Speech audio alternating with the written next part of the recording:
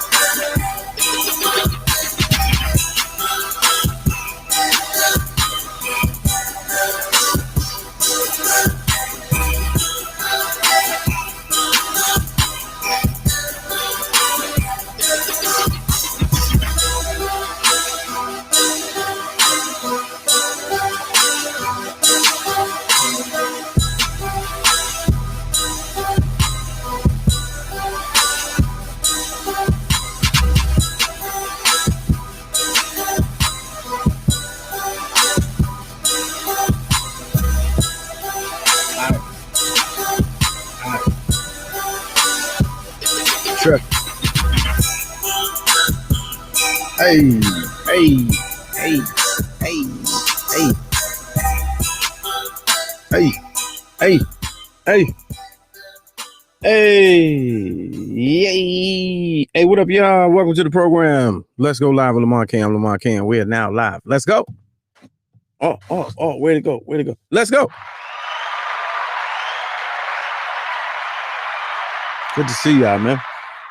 We, of course, are broadcasting live from the newly remodeled Drunken Fruit Studios. I don't care if it is a closet. You still looking mad efficient. I appreciate you. Yeah, did all the work in here. It looks nice. It's real good. It's real homely. Good to see y'all, man. It's Monday. Another one. We made it. They gave you another one. Could have gone another way.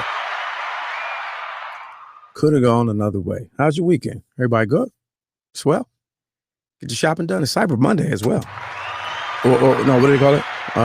Black Business Monday, Black Business Weekend.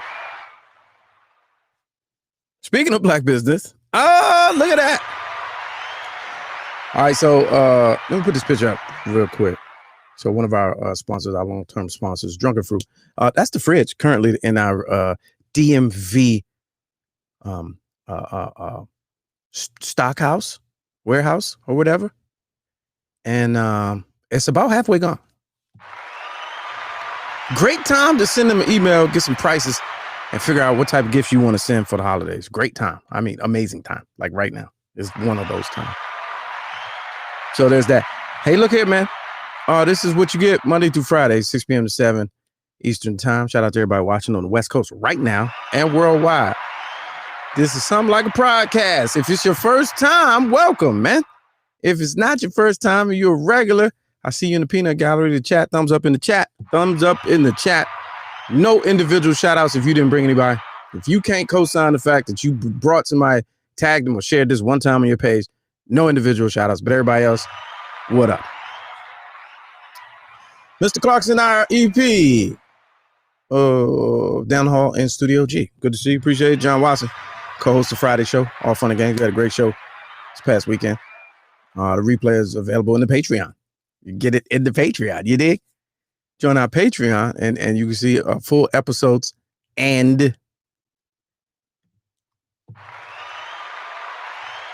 bonus clips.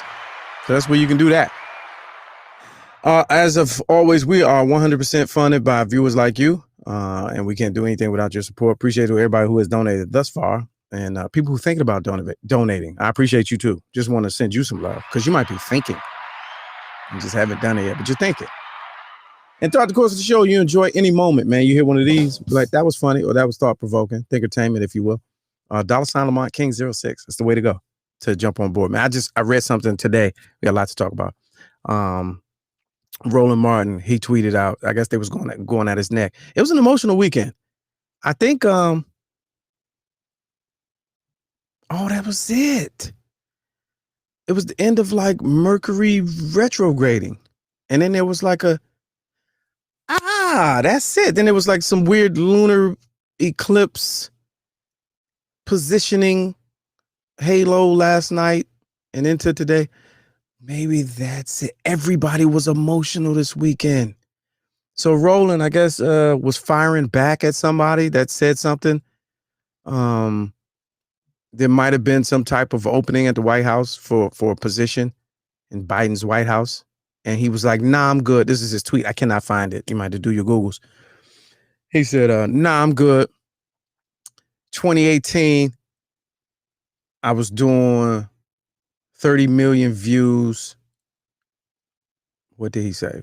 30 million. I did 30 million views, 600,000 in revenue. I started my own platform. October of 2020, 2.6 million in revenue and 30 million views in a month or something like that, right? So he's basically flexing. So of course, Twitter is very polarizing. It was 50-50. Half was with him, half of the people was against him. But a lot of people was like, yo, why you even put the numbers out there? Like you don't even have to flex on them like that. And he was like, no, I have to. Because you got to know how hard I've been working and what I put into this and how the people helped me build this. And I was inspired. I was like, man, one, that's a lot of money. Two, I've seen his operation and it costs a lot to do what he's doing. And he has come a long way. But that's amazing. But he was real emotional. And that's part of today, what we're going to talk about. It's a couple people that was real emotional this weekend. And we're going to get into a lot to talk about. Back to what I was doing. So if you want to help with our operations so we can build it, so one day I too can talk shit like Roland Martin on how much the viewers help build this operation, feel free. Cash App, $ Lamont King 06. Nice little sidebar, tangent, and then I brought that shit right back. Because that's what I do. That's what I'm good at. Stay in your wheelhouse. Know what you're good at and work it. All right, let's see who's in here. Good to see y'all. Regulars. Okay, good to see y'all. I would like to donate to the show. What's your address? No turkey. We went vegan for the holidays. No, thank you. Yeah. So there's a couple things. Yes, John. I said that. I don't know why I said Stockhouse. DMV Distribution Center. I appreciate that. That's our New York Bureau Chief, John Watson, right there. What up, cousin? God, brother, what's up? I'll see you. Welcome. Anybody else? All right. Okay. John, what's good with you? Detroit on the check-in. Okay. A lot of people. All right. Good, man. All right. We're going to talk about it. We got to talk about Tyson Jones. We're going to talk about Paul Robertson. We're going to talk about Kevin Hart. And we're going to talk about the True Kitchen somewhere down south. I think it's in Houston.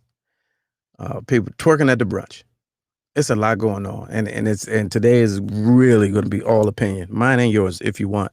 If you feel so inclined, man, call in the show. I'll try to get you in on the phone line. Usually Roland is occupying the phone line, but write this number down, screenshot it. That'll be the number when I say call, 3447-391-4368. And we'll talk about it, man. This is a live show, by the way. Don't get it twisted.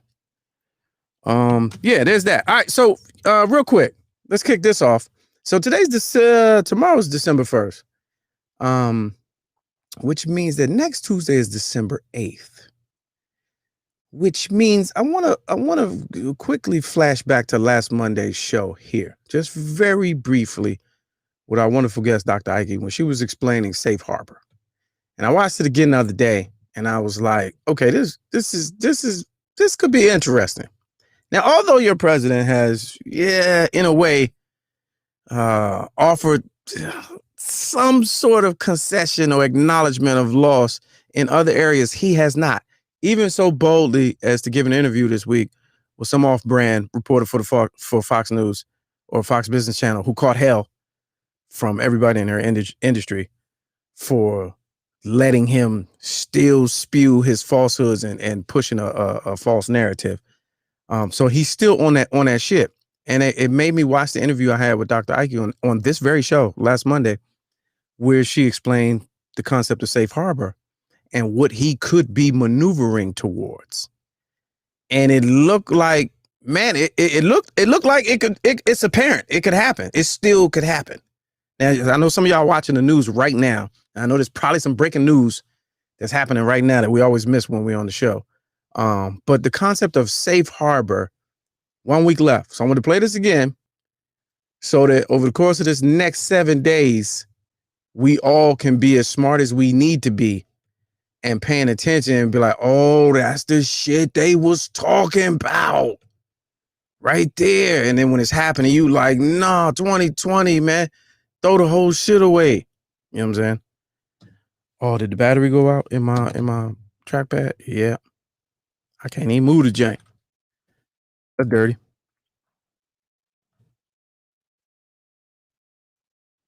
Oh, the whole trackpad went out. Hold up, y'all. I got to put the mouse pad in. Hold up. Stand by. It's a live show. Don't trip. I can't even clear the screen. Don't trip. So I got one of them finesse Bluetooth.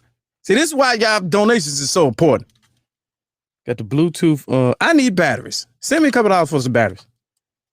Trackpad then went out. The wireless mouse joint. All right, hold up. Uh-oh. I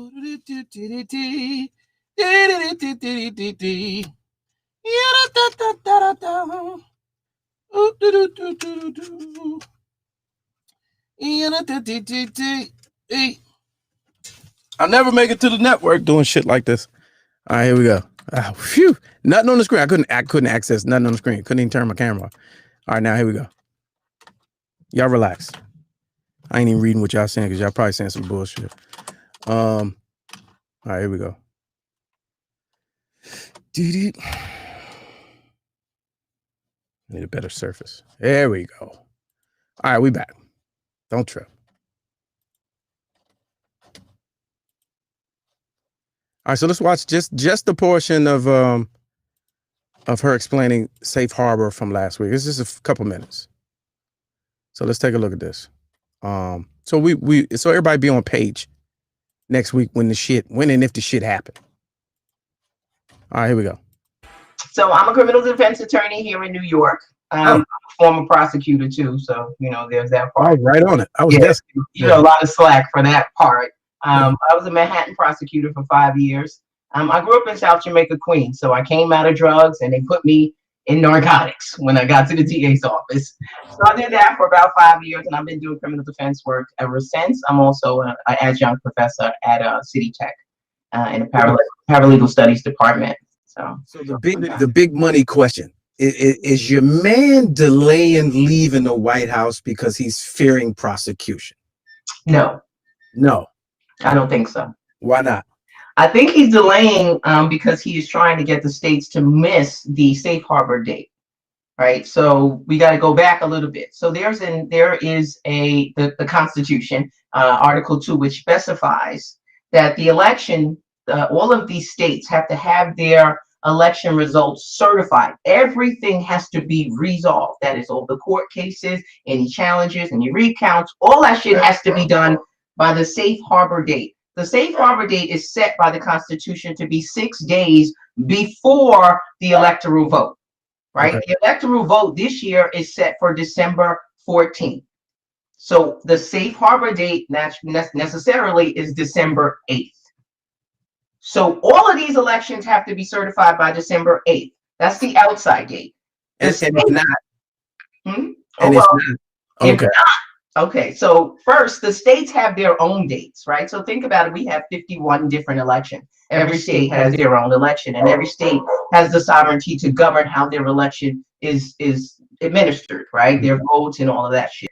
Okay, so some states have till December 1st to certify the election based on their state statutory law.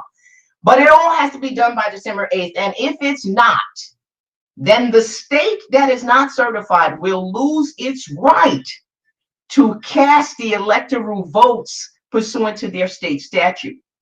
Meaning, so say for instance, a state like Michigan, right? They're going through some things, right? Say for instance, they don't meet it by the deadline. Well, then the legislature in Michigan will get to decide how Michigan's electoral votes are cast. And it doesn't have to be by the popular vote. There is no law. And then you have to account for the faithless electors. There are people who they're supposed to vote for Biden, but fuck it, I'll pay $1,000 fine because there's really no teeth. Oh, wow. For you to not vote the way you're supposed to vote. Right. Real penalty there. Right. Some states have no penalty. Some states have $1,000 fine, but that's the max that I've seen so far. So in essence, he's dragging it out like Georgia. They're talking about recounting again. And yeah, well, he's entitled to a recount after certification, and that's another thing that people get confused about. So there's a lot that happens with the election. There's the canvassing after the actual election. They then have to canvass, and then they have to audit all of those votes, right? Then they did a recount of that. Then they certify. Once the election is certified, then the candidate who loses has the right to demand a recount. And that's where we are now. So what's the chances of December 8th, if him stretching it to the 8th, and one of those that have already called but not been certified, right, switches? What's the chances of that? It's 2020. It's still possible. It's fucking possible. It's 2020. Yeah, well. You know what I mean? I'm not comfortable. Let me put it like that. I'm not comfortable. Wow. I'm not comfortable. Man, oh man. She said, I'm not comfortable. I said New York. I'm not comfortable. Man. Shout out to Ike Speaks. I appreciate her. Yeah, I just wanted to play that. Keep that on the radar. So we were thinking about that this week with every new news story that comes out. So that's next Tuesday. Safe harbor is a real thing. It's in your U.S. Constitution. And according to her, she seems like that could be the thing that he's maneuvering towards, drawing it out. That would be the cutoff of any last ditch hope that he had or has to mess things up. That's the date. That's the hard date. So I wanted to just put that on your radar. So there's that. I like when she said the side that losses. I was like, yeah, that's when you know you talking that talk. Is you don't give it supremely educated and you don't give a shit about the words that you mess up. You don't give a shit. I like it. All right. So where do I want to go? Oh man. How did it happen? How did it happen? All right, so let's go to Kevin Hart. All right, let's go to Kevin Hart. Let's go to Kevin Hart first. So only because we talked about him a couple times last week in the special. I didn't really give commentary on the special because it was just another comedy special, and I really don't. As an unwritten rule, I don't like to scrutinize comedy. I give opinion and commentary, like Dave Chappelle's masterclass. I wouldn't call it a special. His Instagram post. I had an opinion on it because of the content. But specials, whether they're good or bad, I try to stay away from that. Because it's like, peer criticisms and scrutiny. Comedy is subjective. Your favorite is my worst. My favorite, you've never even heard of. So it's kind of that thing. Like, it's an unwritten rule. You don't really dog out comedians, whatever. I did not finish the whole special. Also, his most recent special, Zero Fucks Given, Netflix. I did not finish it. The reason I didn't finish it is because it didn't grab me in the first few minutes that I spent the time watching it, making the attempt to watching it. That's not saying it was bad to me. It just didn't hold me where there was something else I wanted to watch, and it didn't take precedence over that. All right, so there's that. But the argument has been raging on Twitter in this ridiculously weird and gross culture that is being stuck inside. I think Twitter was horrible before COVID. I think it got worse It's the world's largest opinion factory, chat room, where everybody gets to be everything that they aren't in real life. And it's I don't know. It's gross. And I think it's got grosser because you got to stay inside. So the fact that you got to stay inside, you just say whatever to whoever. And, it's thrown fuel on this cancel culture fire that I don't see it being able to reverse or revert back. I really don't.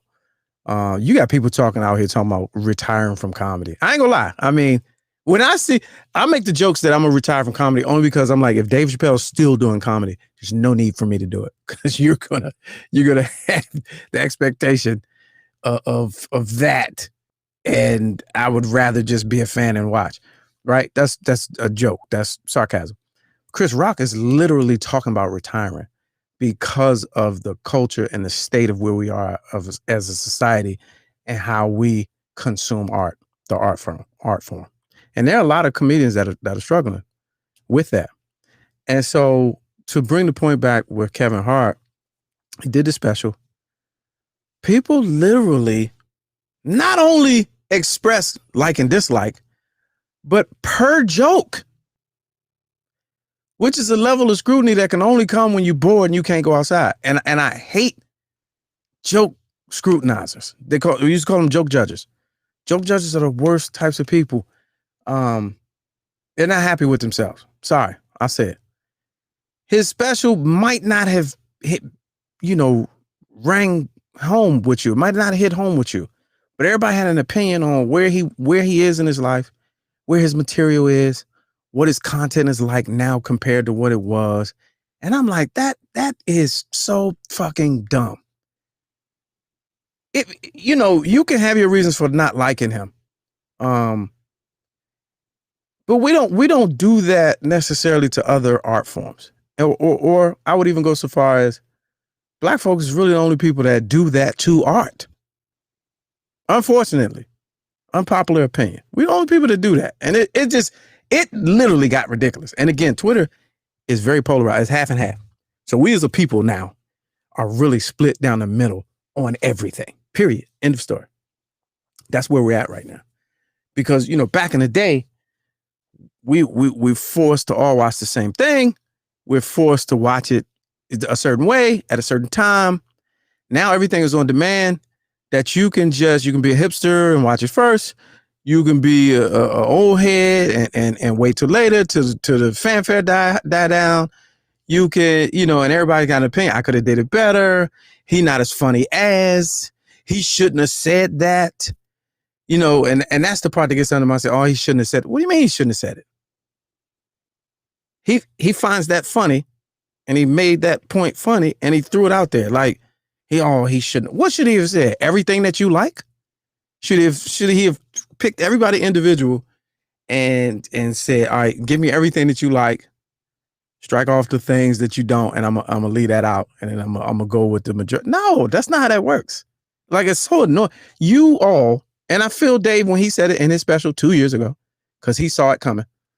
You all are annoying. Like the consumer, the audience, the art consumer now, the comedy audience now, I don't even know if it exists. It might not even exist, to be honest. There might be an audience for a comedian's target audience, like the people who already like them. There's no way to build audience anymore, because if once, like you think Dave Chappelle is a chauvinist or whatever, right?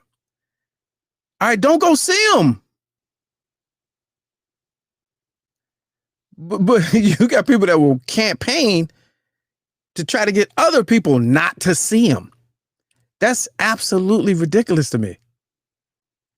And it's really ruining a whole genre. All right, soapbox, let me get off. So anyway, so you have people who joke by joke, picking apart his special, saying it was the worst special ever, blah, blah, blah. He calls his son dumb, and he referred to his daughter as a hoe. And I'm like, are y'all kidding me? First of all, in his defense, this is the material he's been doing since you've known him. since you fucking known him. I can remember when his kids were babies. And he brought them out at the end of one of the specials, but it was the same special where he was talking about, I think my son's going to be slow, and I'm just doing everything I need to do to keep my daughter off the pole. It's been doing that in the beginning. It was funny then. So to bring that back as they get older and involve them in the material, he don't do social commentary. He don't do political jokes. He does observational humor as it relates to his experience. That's comedy. That's a professional comedian. Now, could he spend more time on this one? Sure. Did he put out a halfway decent, lackluster joint during quarantine? All right, okay. And like ridiculous. Now, what I didn't like.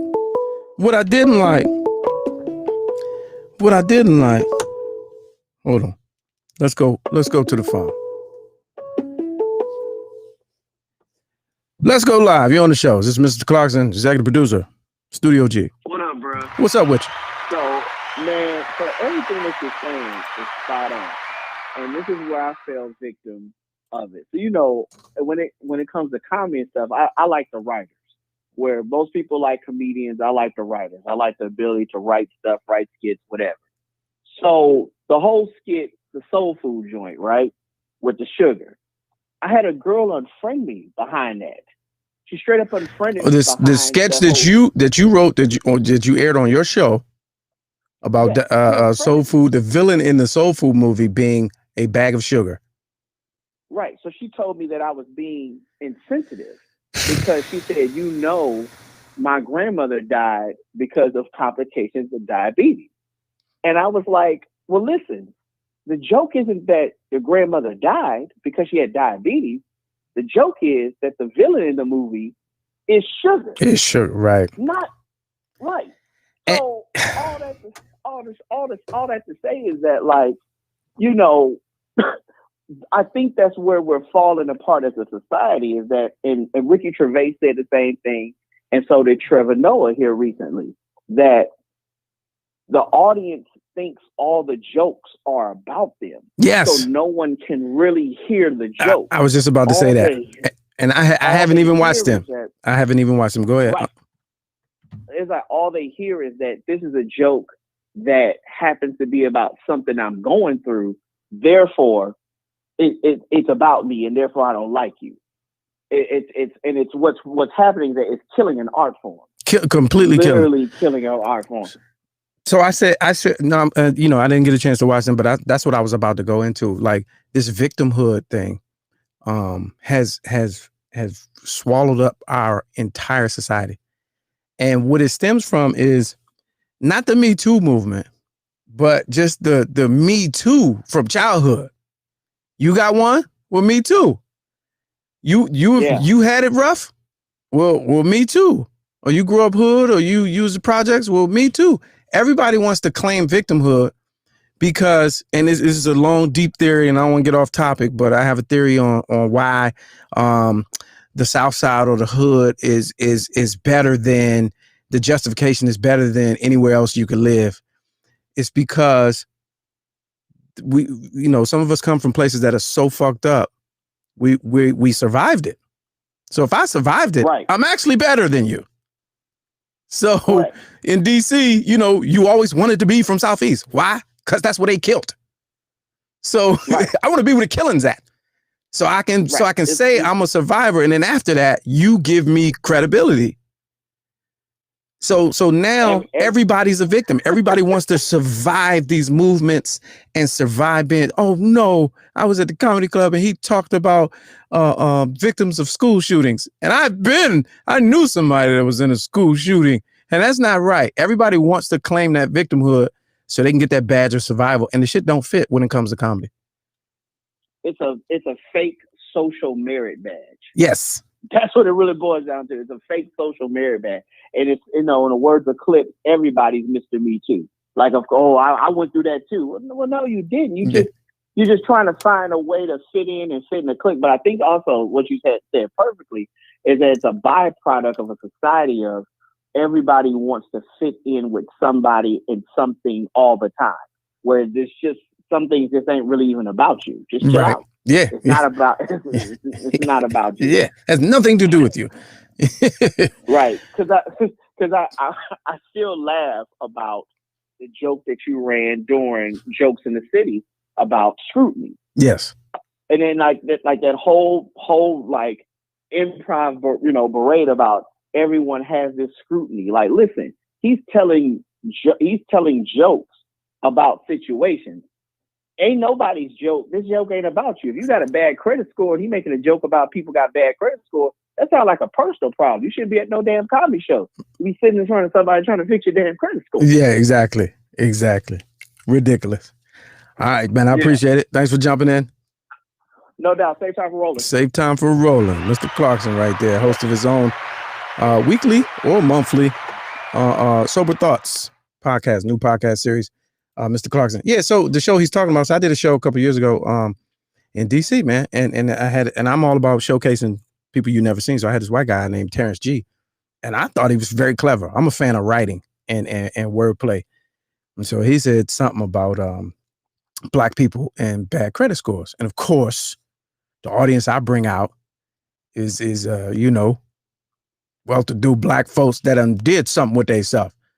So one individual felt the need to holler out, don't do that. Don't go there.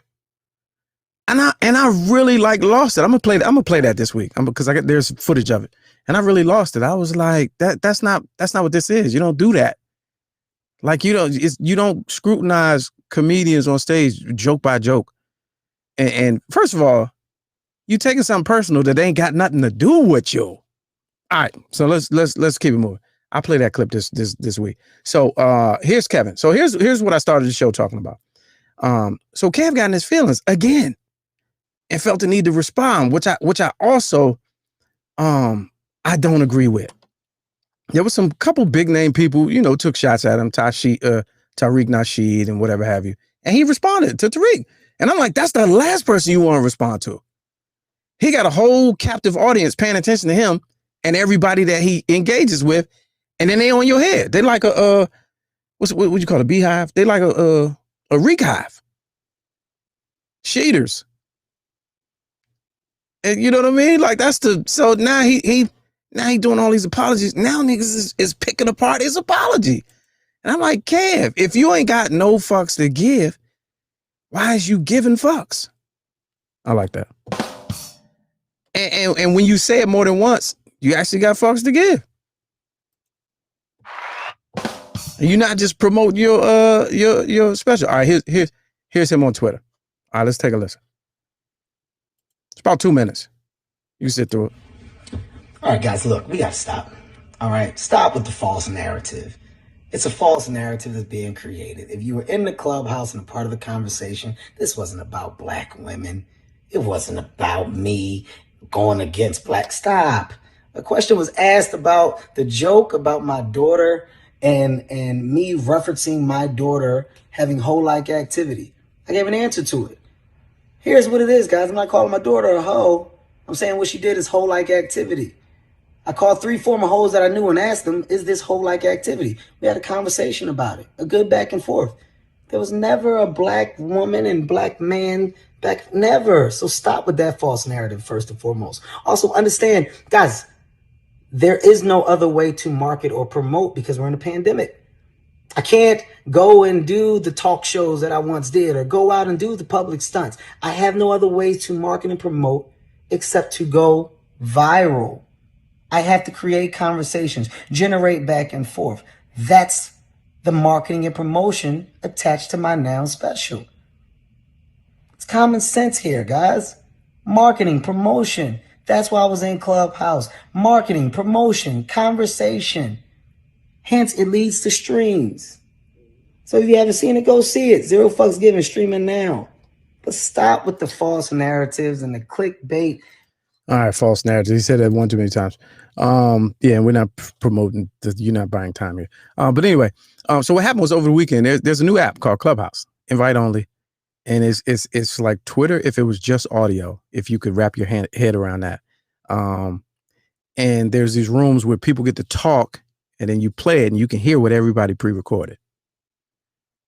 So apparently he got into it with some quote unquote fans or comedy critics, and then everybody just piled in because everybody wants to hear their voice. Because that's the thing. There's suffer culture. Everybody wants to, oh, I got something to say. Well, you should have did that. And then you go back home. I was talking shit to Kevin Hart. Like that's where we're at. Imagine 1 million people doing that. So anyway, so he was in there and it went out of control. And that's what he's referring to. But I'm like, Kev, just don't. Just not. You don't even have to. It wasn't one of your best specials. All right, keep it moving. But on one hand, I agree with, I feel him. But on the other hand, y'all people that don't like him, like, why are you, if you don't like him, then it's not for you anyway. I'm not a Kevin Hart fan. Okay. And my favorite comedians, Cat Williams, Mike Epps, and Carlos Miller. All right. That's what's up. But scrutinizing joke for joke, man, that shit is annoying. I'm gonna give y'all an exclusive right here. So I'm working on putting some of my old material into a special because I feel like once the world open up, I ain't gonna be able to use that old material anyway. So everybody's got these specials that they putting out. I was gonna put out a special and have my own commentary, overdubbing it, like explaining every fucking joke. Like I really I'm working on it now. All right. So anyway, enough about that. Kevin Hart, zero fucks to give him. Wasn't his best, but so what? Cat Williams going at him. Everybody got an opinion, but so what? All right, keep it moving. It was an emotional weekend, man. It was an emotional weekend. Everybody clapping back to their detractors because you can't go outside. That's what it is. That's the mental health toll. The lunar eclipse. That's what it was trying to tell you. November 29, the 2 and the 9 is 11. 1 and 1 is 2. From a numerology aspect,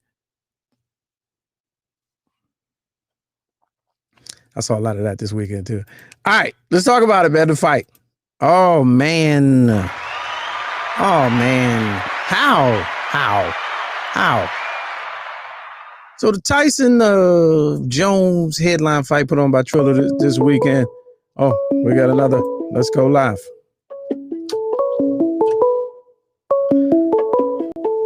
Let's go live. Welcome to the program. Who's this? What up, though, bro? Who this? Shit, this is Jay Bell from Detroit. Jay Bell, what's up with you? What up, though? Still a comedian.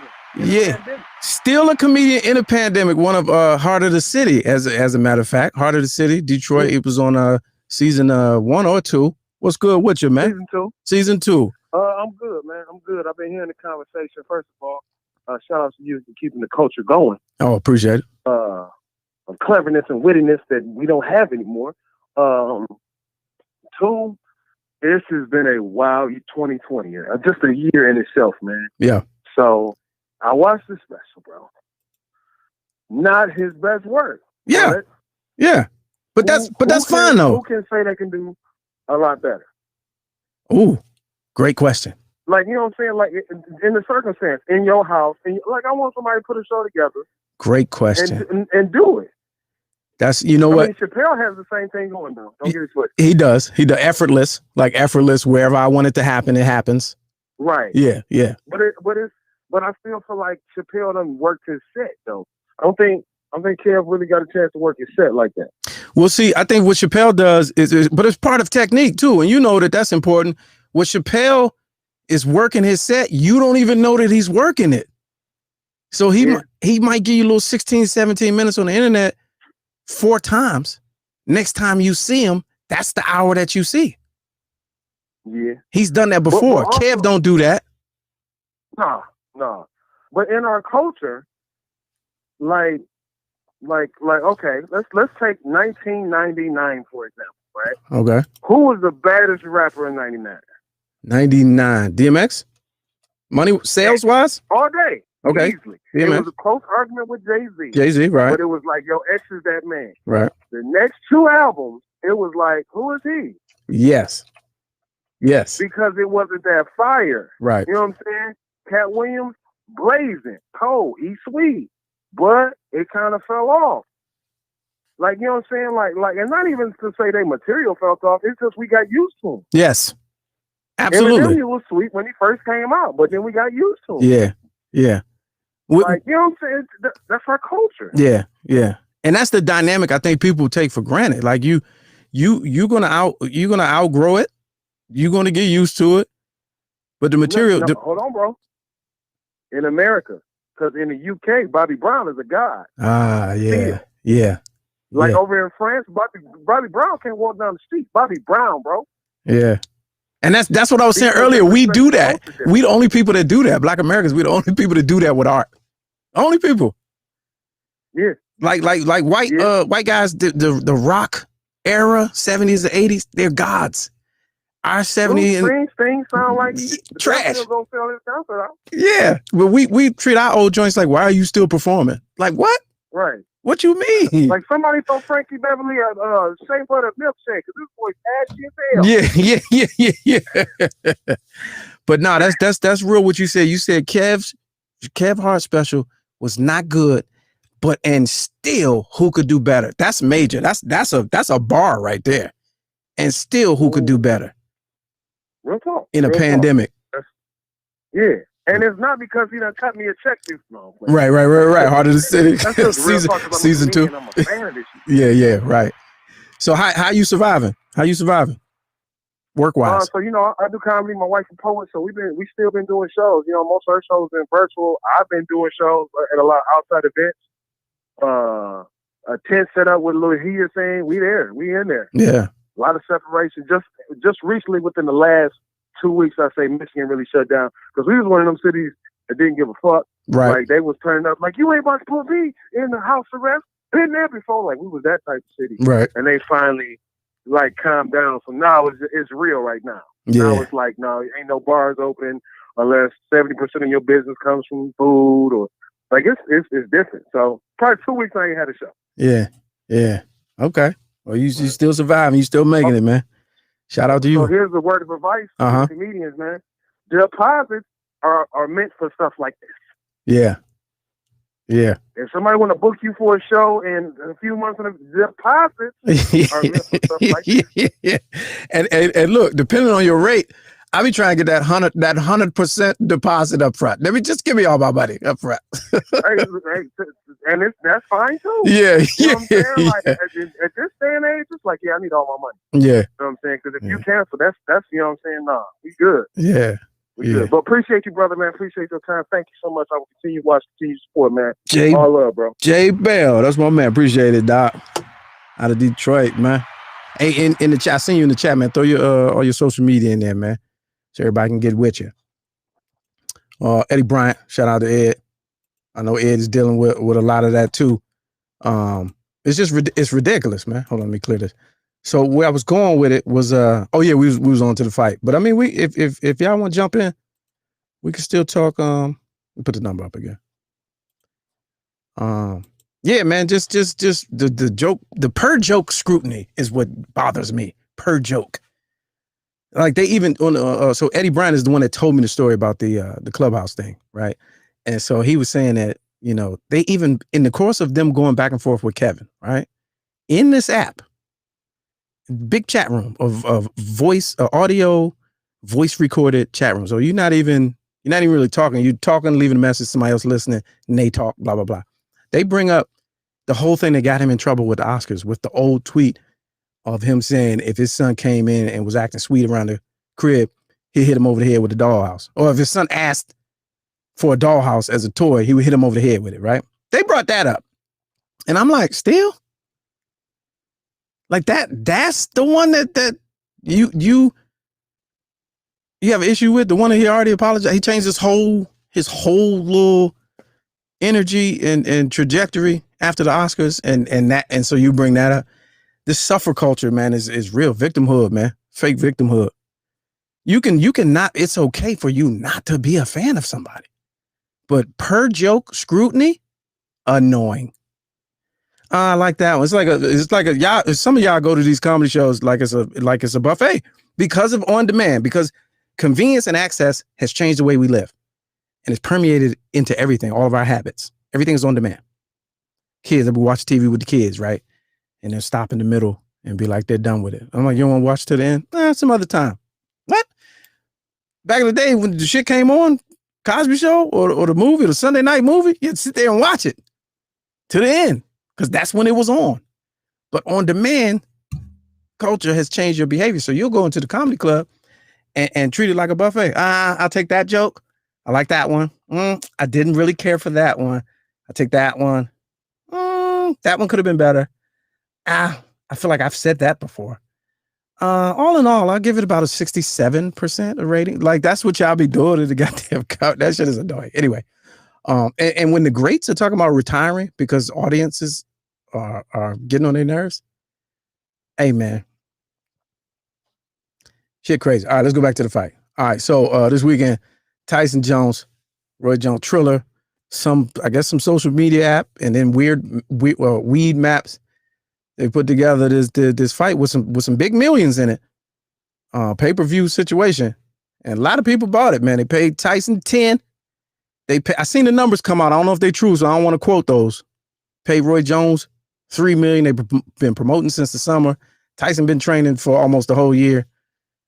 54-year-old Tyson, 51-year-old Roy Jones Jr. with a hell of an undercard. The Tyson, I say this. This is the only part I didn't like. I feel like y'all got hustled. Y'all got played.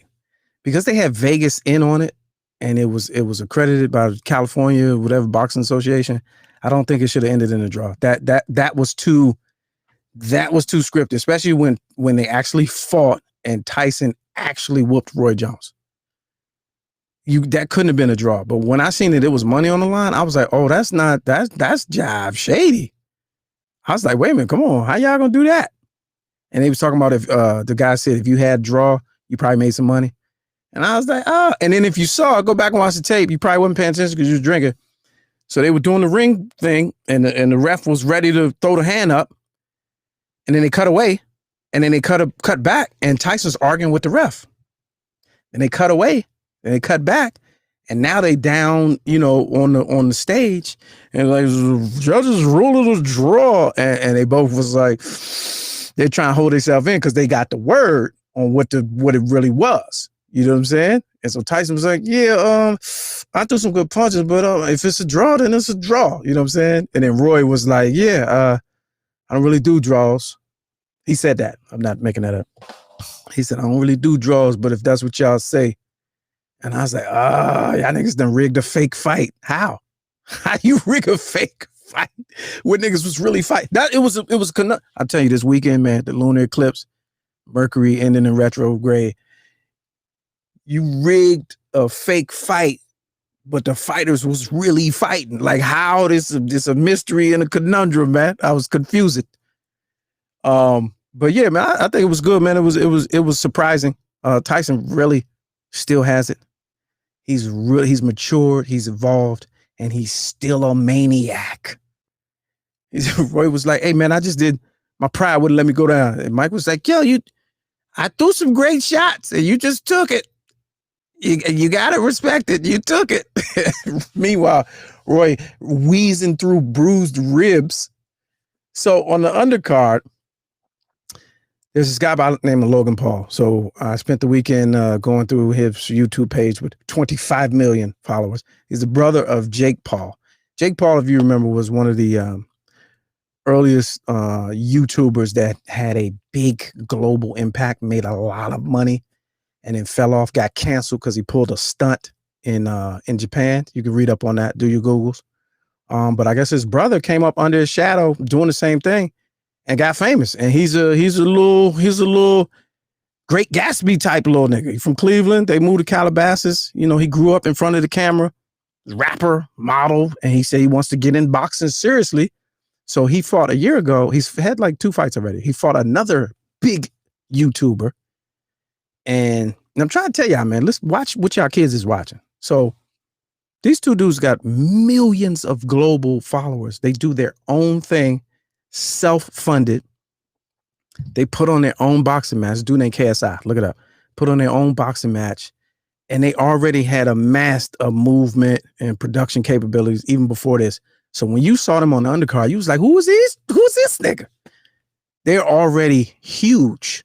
They almost didn't really need this platform. This platform put them on a way more American mainstream scale And I guess Nate Robinson, the former NBA dude, had gone back and forth with him, you know, social media. And the way they're doing it now, they're not playing. That generate these Zoomers, man. Logan was probably like, I mean, Jake was like, all right, let's fight then. Fight me then.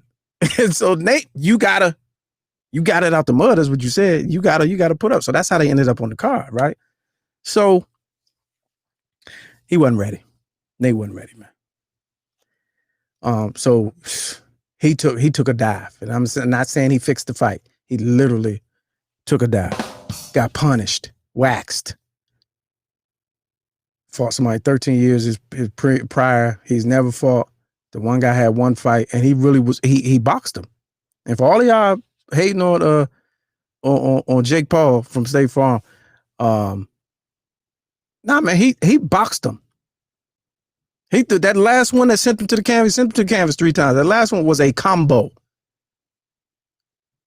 with a little short right and a little left tap that set up that hook, punished that man and knocked him out infinito. I thought Nate Robinson was dead. I thought he was dead. So the internet just been going on him for 3 days. And I even did one. So let's take a look at mine. I had it. I just took somebody's clip and because I thought he went to sleep. I thought he was dead, man. And it took me back to the Avengers movie when Hulkbuster was fighting the Hulk, and he was like, "Go to sleep, go to sleep, go to sleep." Hold up, man. Let's watch this and laugh. This is my meme. I ain't playing nobody else's meme. It'd be taking me, you know, so much time and effort into playing these. We gonna enjoy my memes. You dig me? Hold on. Where we at? This is in memoriam. Go to sleep. Go to sleep, go to sleep, go to sleep. Oh, jeez. Tony Stark voice. All right, one more. You hear the sad music? I added the sad music.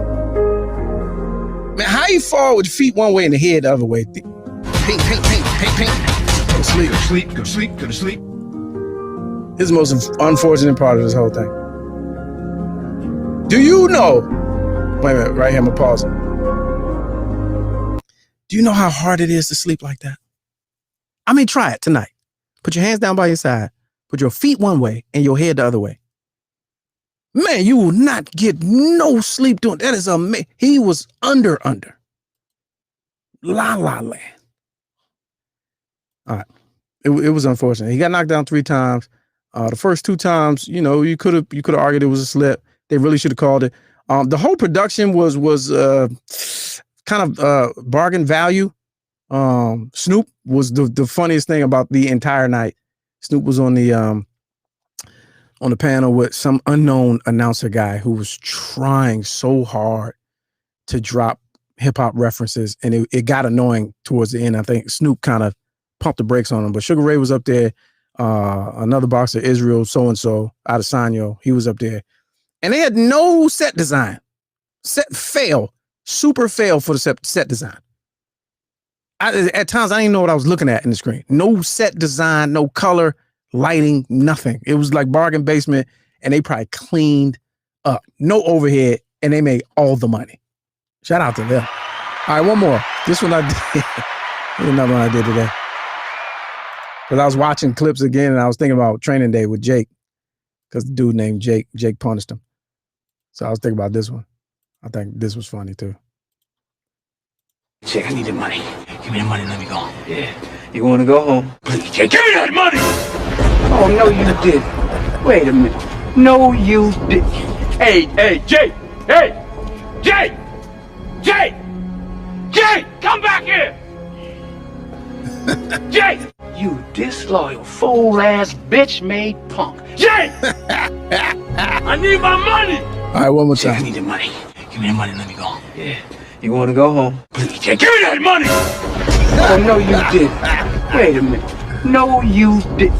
Hey, Jake! Hey! Jake! Jake! Jake! Come back here! Jake! You disloyal, fool-ass, bitch-made punk. Jake! I need my money! I need my money. Now, they said he got $600. I'm not believing that. I will not believe that was the purse for him. Can't do it. Won't do it. All right. Closing final story, man. Talking about black people again. Black Americans, man. All right. So there's a story at this restaurant. I think it was in Houston. It's called The True Kitchen, where there's a viral moment, unfortunately for them, where we've seen on the internet piece of a story of something that happened where the owner is reprimanding his patrons for the entire restaurant for some of the patrons' behavior. And we're gonna have to pick a side. All right, here we go. So this is new next edition of Pick a Side. I'm gonna tell you what side I'm on. So, all right, so let's watch what the internet gave us. This is what the internet gave us, because you know it's always context is important. There are other videos that I dug up. All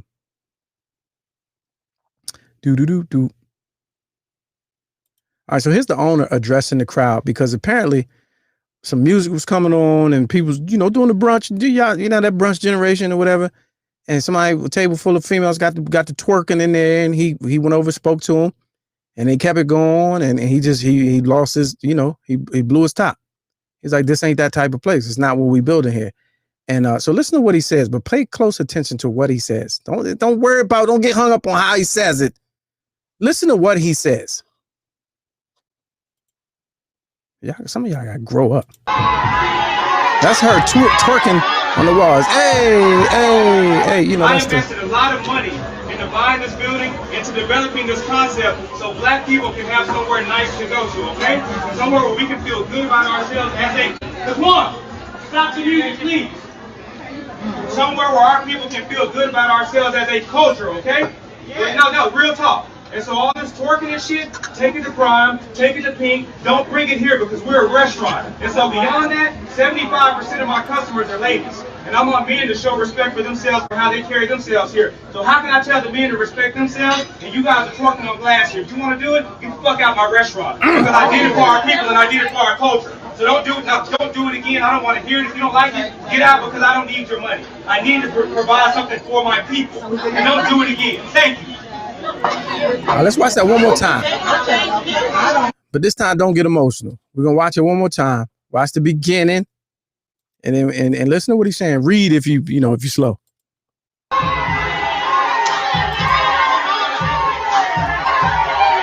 I invested a lot of money into buying this building, into developing this concept, so black people can have somewhere nice to go to, okay? Somewhere where we can feel good about ourselves as a, come on, stop the music, please. Somewhere where our people can feel good about ourselves as a culture, okay?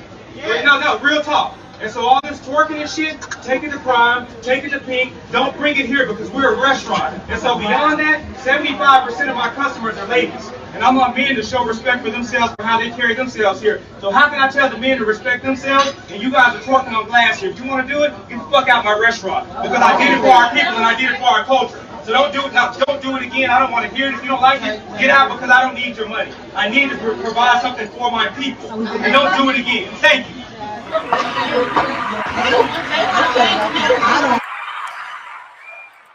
All right, so I'm a unpopular opinion. I'm gonna say some things you might not like. I'll tell you whose side I'm picking. I'm on his side. People say he could have said it better. But unfortunately, that's the generation that I was talking about earlier. And John Watson says, I'm a certified OG. I'm an old guy, right? That generation has been coddled their entire life. Can't talk to them that way. They're not going to get it.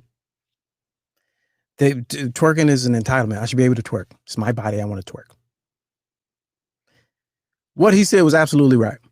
And it had too much logic and reason in it. That's why it's being missed on Twitter. Too much logic and reason.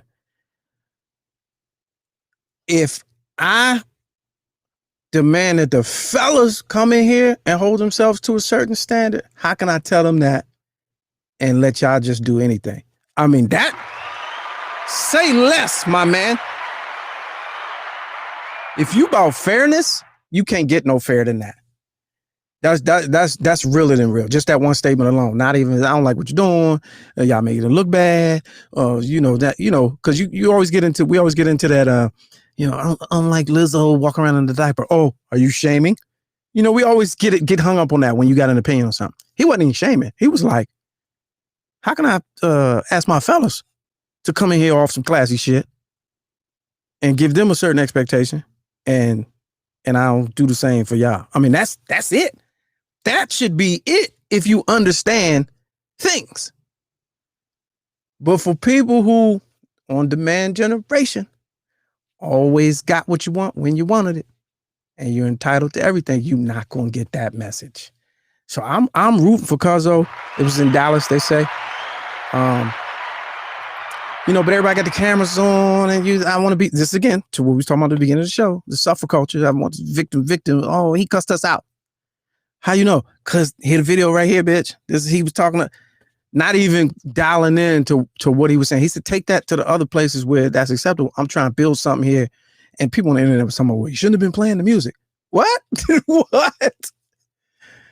So you get twerk triggered? Like there's a song that come on and you can't sit in your seat. You got to stand up on the couch that this man paid for and twerk up against his glass window because your song came on. All right.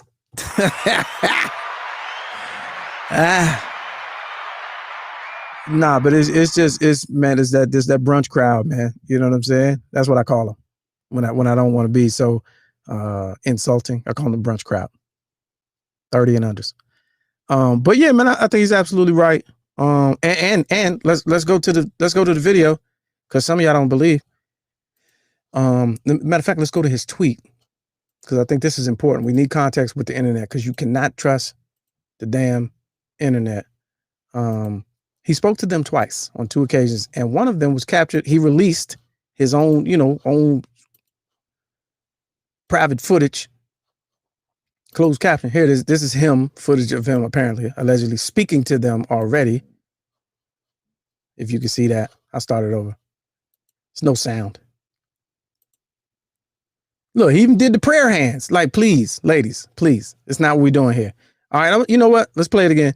And I'm gonna put the words to it, man. This is what I think he was saying. Hey, listen, please, listen, can we just not do that and just enjoy your meals? Everything good with the meal? I'm trying to do something here. We're trying to look at something. That's not what we want to do here. It's not what we're about here. You can do that and dance at the table, but please, I beg you, just the twerking. It's not what we're doing with your kids here. It's a nice place, upscale. I'm going for upscale. Me, that's the type of shit I'm into. I love to twerk, but please, just not at the table. Not at the table. All the dancing. Just eat. You know what I'm saying? Just eat. It's food. I think that's what he said. I feel like that was good. So I spoke to y'all. You see what I'm saying? So I already spoke to y'all. But 6 mimosas later, it's hey.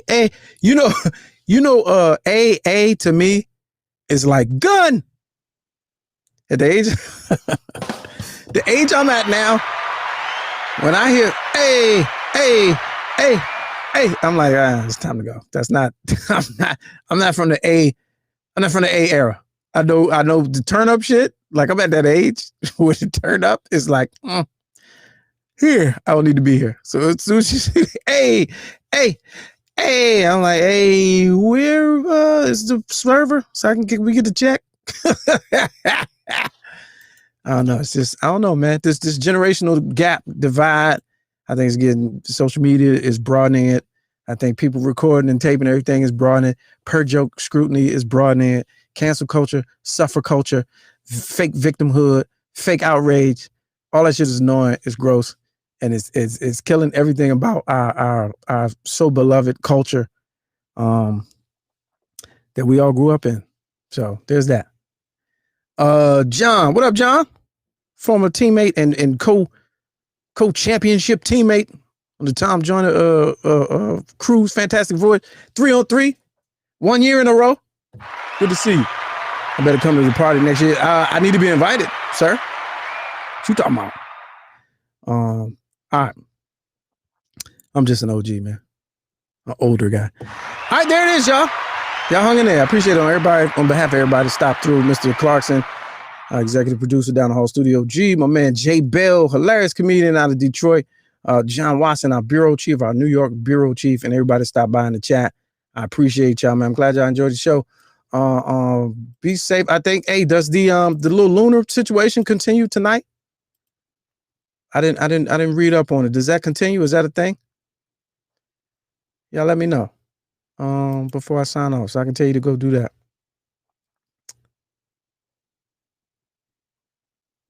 True Kitchen is in Dallas. Yeah, and I would definitely go.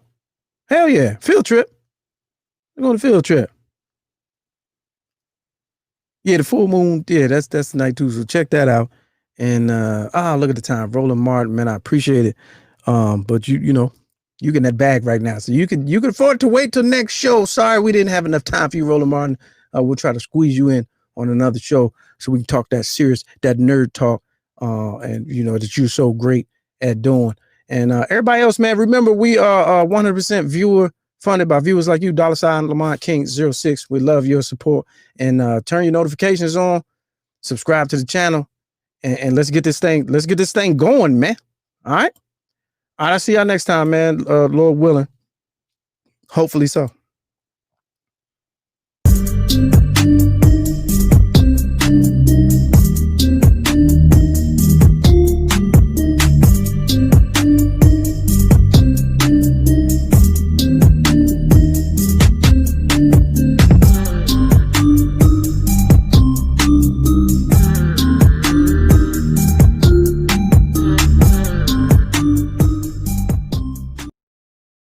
Hey, hey, hey, hey,